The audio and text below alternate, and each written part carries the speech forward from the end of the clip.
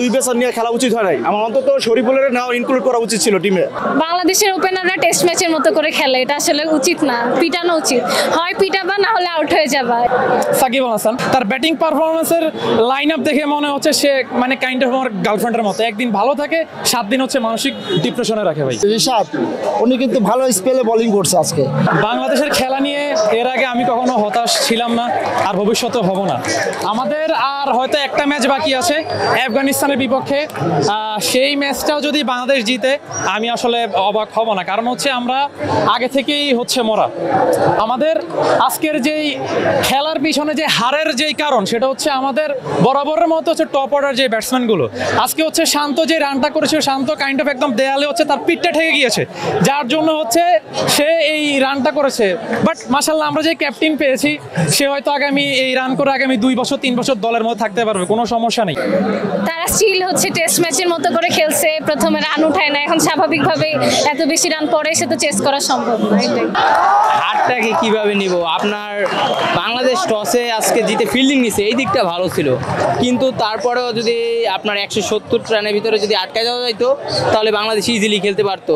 আপনার 9টা ব্যাটিং নিয়ে খেলছে, তো এই হিসেবে 100 স্ট্রাইক রেটে ব্যাটিং এইটা মাইনে নিতে পারতেছি না।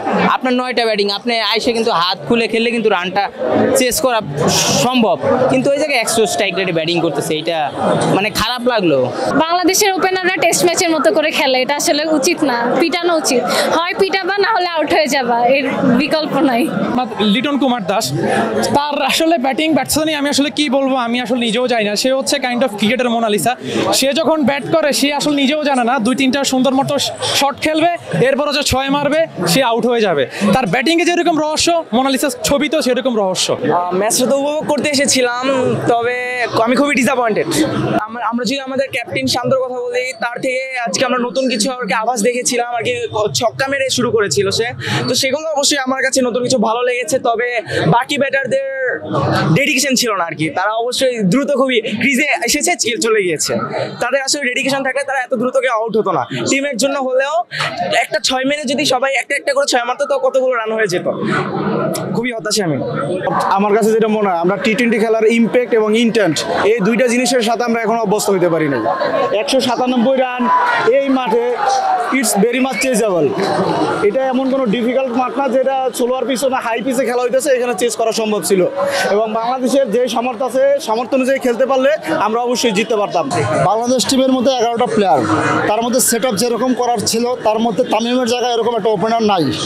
অ্যাটলিস্ট আমরা তামিমকে যেরকম হার্ড হিটার ড্যাশিং মনে করতাম, তার জায়গায় তামিম আসছে, কিন্তু তামিম আসে নাই। যেটা ছিল 50 ওভারের ম্যাচে তামিম যেরকম ব্যাটিং করে সেম ব্যাটিংটা টি-20তে করে আসছে। বাট তামিমের জায়গায় এরকম প্লেয়ার আমাদের আশা ছিল টি-20-র আগে থেকে, মানে মজবুত করে একটা টিম করা। সাকিব আল হাসান আসলে তার ব্যাটিং পারফরমেন্স গত 4-5 বছরে তেমন ছিল না। তার ব্যাটিং পারফরমেন্সের লাইন আপ দেখে মনে হচ্ছে সে মানে কাইন্ড অফ আমার গার্লফ্রেন্ডের মতো, একদিন ভালো থাকে 7 দিন হচ্ছে মানসিক ডিপ্রেশনে রাখে। ভাই আসলে আমার আর এই মুহূর্তে কিছু বলার নাই। সেকেন্ড টাইম লিটন দাসের উপর প্রেশার প্রচুর। এক হচ্ছে একজন সিঙ্গেলকে দেবে, একজন মারবে, তো লিটনটা ইন্ডিয়ার এগেনস্টে খুব ভালো একটা পারফর্ম করে। বাট আজকে তার প্রেশারটা ছিল বেশি, কারণ তাকে মুভমেন্ট করা হয়েছে ওরকমভাবে, তুমি প্রথম দিক দিয়ে মেরে রানটা স্কোর করো। সেকেন্ড স্পেলে সাকিবকে নিয়ে কিছু বলার নাই, কারণ ইন্ডিয়ার টিমের প্লেয়ারে, উনি আমাদের টিমের প্লেয়ার না। বাট ইন্ডিয়ার টিমের প্লেয়ারের কারণে এই একটা প্রবলেম, ওনার 2টা সাইড আছে, এই 2টা সাইডের কারণে ও আজকে ন্যাশনাল টিমে পড়ে আছে। এক হচ্ছে বোলিং সাইড, এক হচ্ছে ব্যাটিং সাইড, যে কোনো একটা সাইড থেকে অ্যাগ্রেসিভ। বাট সাকিবকে আমরা এরকম আশা করি নাই যে সাকিব একটা সিনিয়র প্লেয়ার। আমার কাছে মনে হয় ম্যাচ আমরা প্রথম হলো যে আমার সিলেকশনে ভুল ছিল। আজকে কোনো মতেই আমার 2 পেসার নিয়ে খেলা উচিত হয় নাই। আমার অন্তত শরীফুলের নাও ইনক্লুড করা উচিত ছিল টিমে। এখানে আমরা প্রথমে একটা মিস্টেক করে ফেলছি। এরপর আমার কাছে মনে হয়েছে শান্ত আজকে যেভাবে বোলিংগুলো টানছে একের পর এক, আমার দেখতেছি 2টা লেফট আর্ম ব্যাটসম্যান ব্যাটিং করতেছে, তখন আমি লেগ স্পিনার নিয়ে আসছি ঋষাদের, যেটা টোটালি রং প্রমাণ হয়েছে।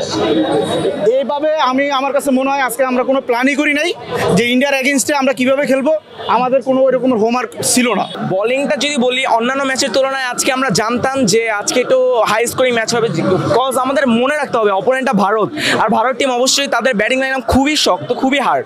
সো সেই হিসেবে আমরা 160-70 এর মধ্যে যদি আটকাতে পারতাম ওদেরকে, অবভিয়াসলি আমাদের একটা ফাইটিং একটা ম্যাচ হতো, বাট আমাদের রান রেটটা আর কি অতিরিক্ত চলে গেছে। ঋষাদ উনি কিন্তু ভালো স্পেলে বোলিং করছে আজকে, বাট ওনার এই বোলিং স্পেলটা ভালো, আমরা মনে করি যে স্পিনারের দিক দিয়ে বাংলাদেশকে আগায় দিয়ে যাচ্ছে ও।